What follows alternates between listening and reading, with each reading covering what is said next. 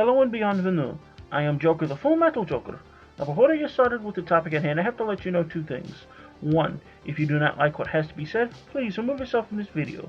Two, everything I have to say is mostly opinion based with a lining of truth, but if you feel like I'm wrong in certain areas, or I need more information than others, please feel free to contact me. You should already know how to do this by now.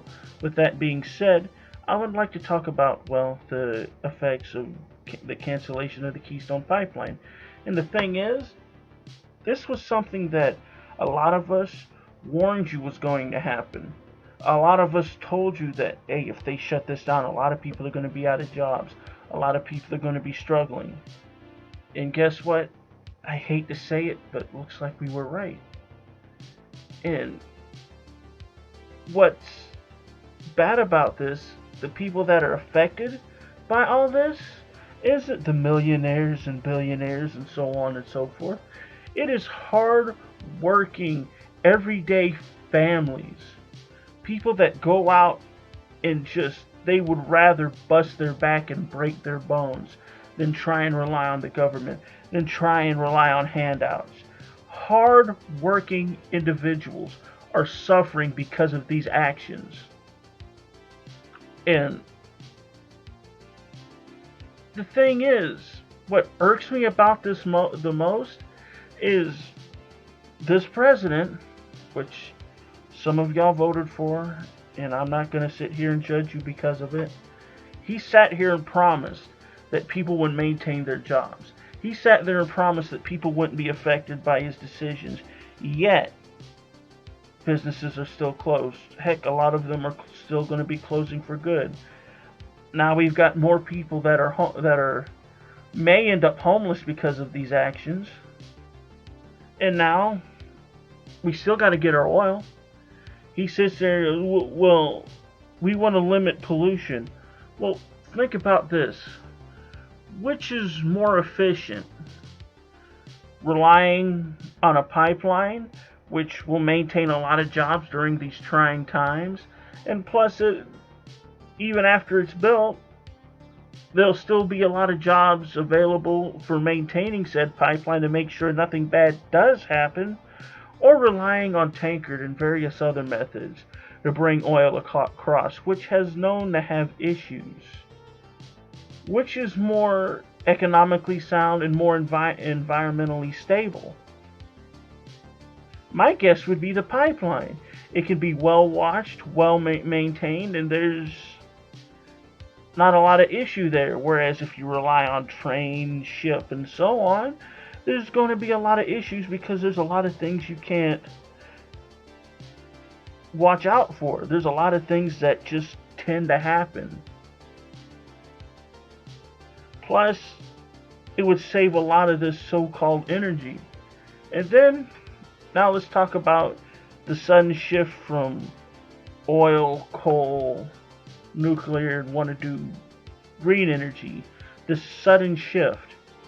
You do know that relying on wind and solar is not as efficient as coal, nuclear, hydroelectric.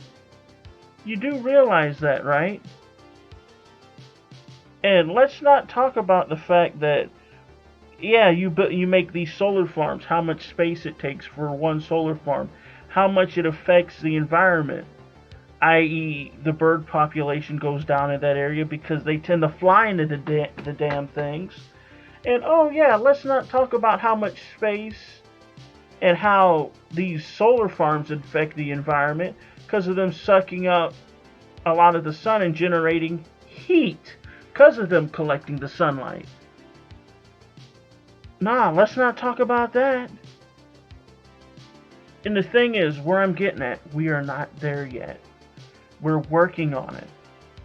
What we need to do is find methods to make things like coal burning, fuel burning, so on and so forth more efficient, while developing these green energies, so when the time comes, when we get to the point where these so-called green energies can be safer for the environment and more efficient, then slowly shift to these green energies.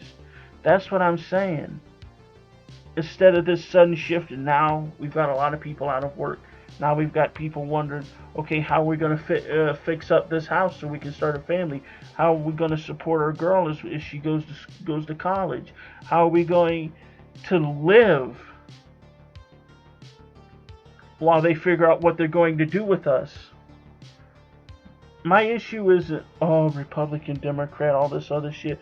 My issue is hardworking families are taking the brunt of pushing a narrative. I'm fine with you pushing a narrative. I'm fine with you trying to get your point across. But when you start to affect hardworking fucking families that want to bust their ass to make sure that their family's taken care of, that again when their child goes to college, they're well taken care of. When they're trying to build their home so they can finally do the American dream and have a family and have that white picket fence and the dog and so on, you rip the rug right from under them because reasons. And this affects me more than most people because I know what it's like. My father, who worked with a company for years, suddenly rips out the rug from under him because they feel like he's not well enough to work. They don't give him a pension. They just shove him out the door. Cancel his health insurance. And then for 2 years, while he's trying to get disability, figure out what he's going to do, how the family's going to survive. And if you really want to stress a family, a mother and a father, out more, is take away their source of income and then set them loose. Then they suffer psychologically and all these other things.